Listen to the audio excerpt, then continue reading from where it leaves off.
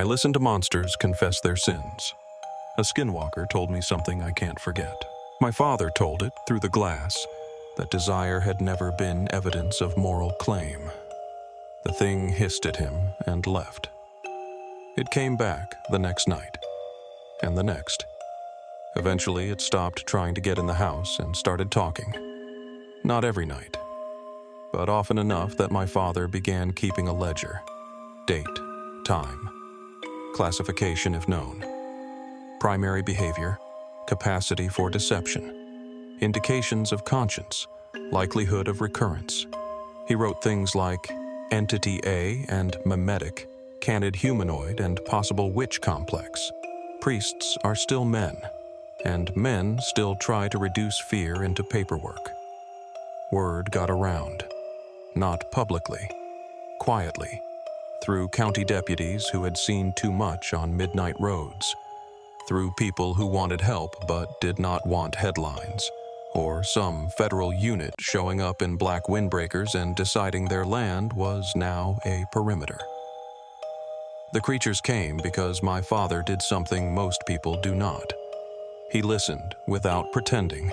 Listening erased consequence.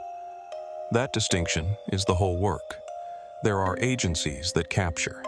There are private contractors who sell steel, silver, sacramentals, and night optics to counties with budget line items that say animal control when everybody at the meeting knows better.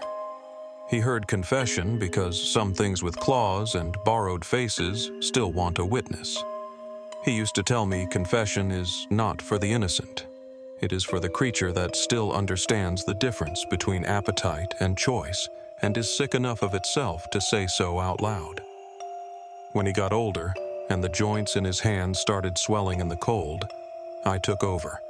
Not because I wanted to. People like to make family trades sound clean. Son follows father. Bloodline duty, sacred burden. Truth is, I took over because by then I had already seen too much to be employable in normal life. I tried for a while. I did community college, then HVAC work, then 6 months doing insurance inspections for houses.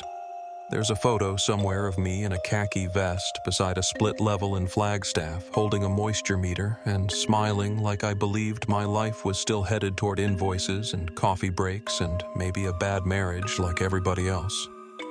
Then my father got sick. Not one clean diagnosis. That would have been easier. Years of being around things that carried rot, spores, mimic toxins, old curses, adrenal stink, blood that wasn't fully blood, and voices that did damage by meaning alone had worn him down in ways medicine could describe but not really explain. There was scarring on his lungs, pressure behind one eye, a tremor in his left hand that got worse after sundown. He stopped hearing live confessions without me in the room. He told me 3 times to let the work die with him. I told him 3 times I would. Then he died on a Thursday in late November, and by Monday a deputy from Bernalillo County was parked outside my apartment because something in the foothills kept asking for my father. That was 8 years ago. I have his ledgers now.